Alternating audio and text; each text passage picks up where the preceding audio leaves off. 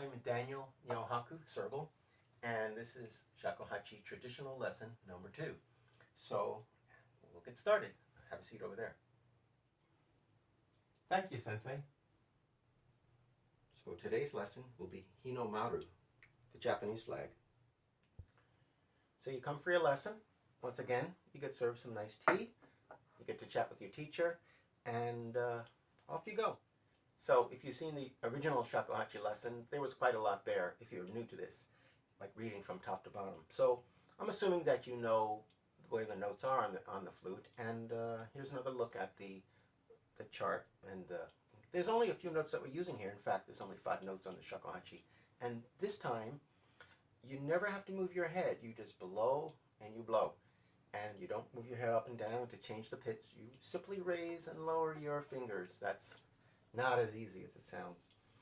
You'll see. So what you have that's new today is the repeat. So in Japanese music, in Japanese Shakuhachi music, the breath is considered a beautiful natural process, and the flute is an ornamentation of the breath. Like singing, you would sing several notes or melody all on one breath.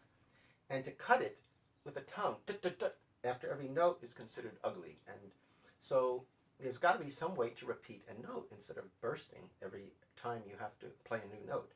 So what you do is simply lower and raise your finger. Now here's a Su, but I have to do it quickly.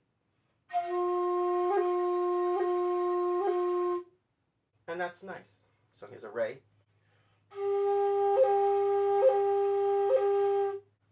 When I did the Re, what I did is I raised the top finger up and down quickly.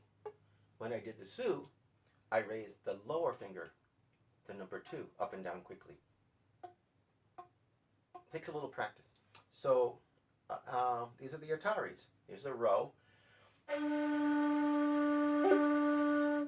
This is the number 2. And now to repeat the Su once again.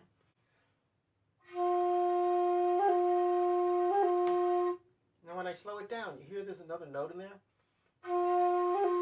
That means I'm going too slow. It's got to be more crisp. Like that. Here's a Re. Another Re, the upper hand, you use the forefinger.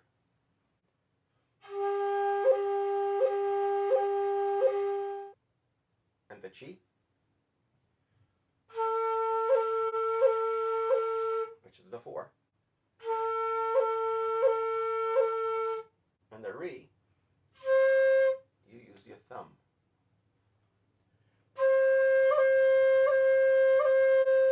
And I've noticed that it really takes a lot of practice to move your thumb quickly if you're not a musician already and you're used to moving that thumb. It's not a natural thing. And so part of learning the Shakuhachi is muscle memory. So let's see how it sounds when we play a piece. Hinomaru. I'm going to play the piece first.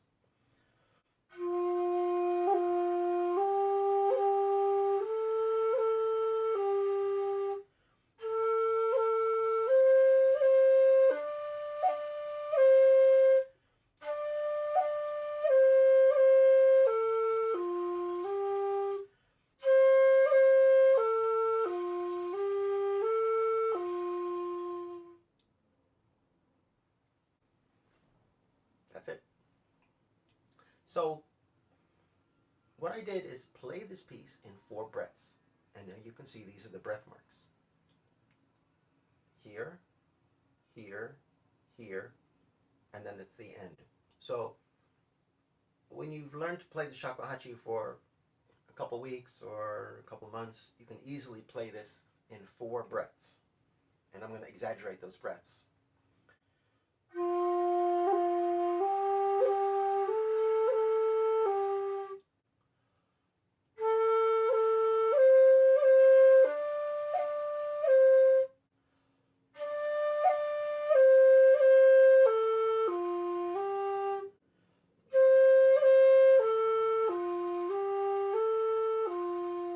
A musical phrase has an arc form to it. So there's a flow, and then another flow, and then another flow.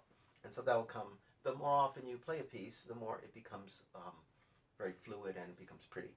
So I'm sitting here with you, and my feet are starting to go numb because I'm sitting on my knees. This is called the Seza style. And for me to go on, I'm going to have to make some changes. So if you saw the lesson number 1, I had a bench. This is called a Seza bench because I'm sitting Seza style. That's better. Relief is off. So that's nice. Now you can make one of these on your own and take a look at these plans. So I'm about 5'6", 5'7". In that case, I made this rather short. So all I did was take a piece of wood, a couple cuts, put the board in. That was that. Now there's another solution. These are meditation pillows that are hard. Now these are Tibetan pillows, hence the bright colors. You can use these. Experiment with different heights. Now this is a nice solution too.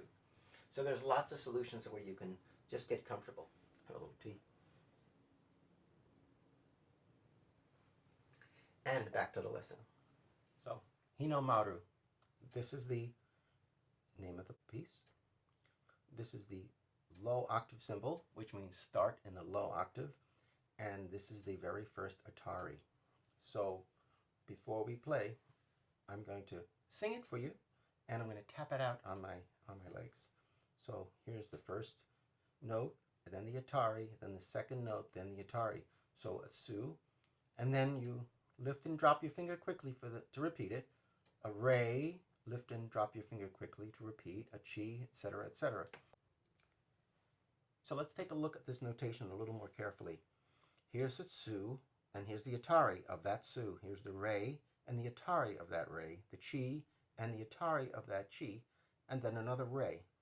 Now as you go down with your eye also zigzags from left to right, all the way down. Now the right beat is the strong beat in Shakuhachi music, and the other is the weak beat. So it's strong, soft, strong, soft. And now when you alternate sides and get another note in between, like an ATARI is just another su, then those lines connect them, and that is another clue that that is a half note. So it's right, left, right, left, right, left, right, wait. Now that's the breath mark. Right, left, right, left, right, left, right. So now when you get to this breath mark, your eye kind of goes off to that area and then comes back again. So your eye continually goes up and down, and that helps you keep the beat. Now I'm going to talk about octave change. This is the low octave symbol, the OTSU symbol, and so all of these notes are on the low octave, and a re is always in a low octave. But if there's a re, the very next note up the scale is a ro, and rather than drop all the way down to the low ro, you actually go to the higher ro. So and there's a re followed by the ro, you're in a high octave. So you stay in a high octave, like this ATARI, that's a high octave ATARI. But now there's a re. Re is always a low octave note. So back to a re. But now here's another ro, which is only one note away, so you go back up. And then here's an ATARI, and a re, you go back down again. So what's happening is, well, we're down in the low octave, the OTSU octave, and then the ATARI, low octave, low octave, low octave, low octave, low octave, low octave, you're staying down all the way. So that's basically it. It's a little tricky, but you'll get used to it. And sometimes the notation shows a little high octave symbol to help code this a little bit better for you. Su, tu, re, re, chi, re, chi, re, ro, re, ro, re, chi, tu, re, chi, tu, re, chi, tu. Now you can follow my fingers as I play.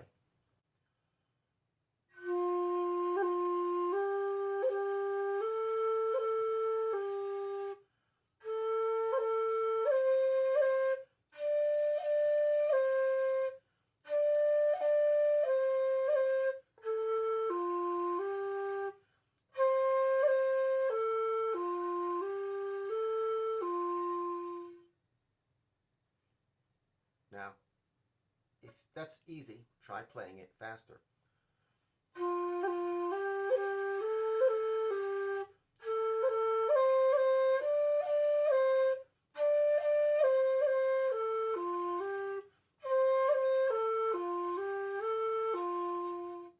Now, if that's easy, try playing the whole piece on 2 breaths.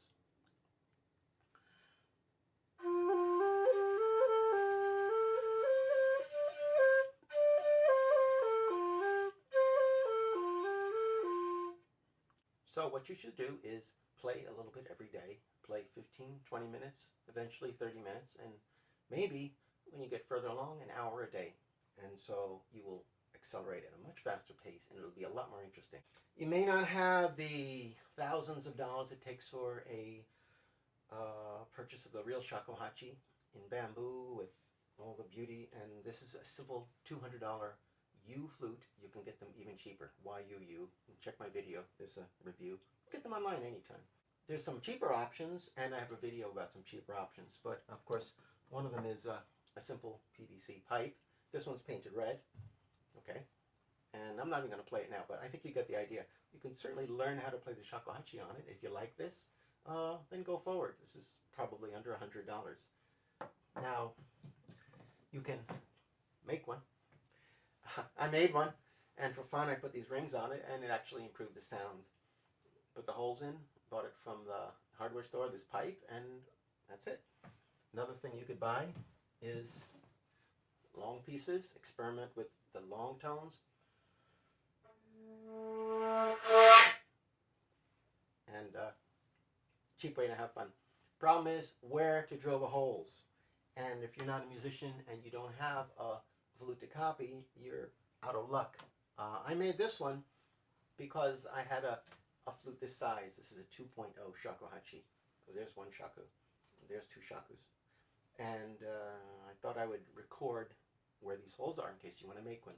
So take a look at this drawing, and you'll see that if you get a piece of wood, a piece of PVC pipe and plumbing pipe, drill the holes in those locations, file them by ear. If you find the notes a little too sharp, well then enlarge the hole in the down direction, and it's a way of moving the hole. So you start with little holes and you make the holes bigger.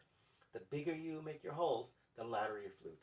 And so, you know, even if you don't have a dime, you can still have some fun with making shakuhachis. And of course, if you have access to bamboo, even better. And there's people all over the world having a lot of fun with this. So I hope you do too. So don't let the flute stand in the way. Just be wary about buying something for $200-300 online, because those holes might not be in the right spot. And then you're kind of stuck. If you really want to learn traditional shakuhachi lesson, you really need to get a dependable 1.8 shakuhachi. And you can also buy from a reputable maker. And so I would recommend that too. Enjoy your practicing, and try to do it every day, so that when you get that time of day that you feel like, oh, that's when I should be practicing, and that's when I'd like to practice. That way it's not a once in a while kind of thing. So if you take up an instrument, you may have already, you really gotta, want to do it. And what makes it interesting is that your teacher feeds you with new pieces, a little more challenge as you go along. So good luck, and keep it up.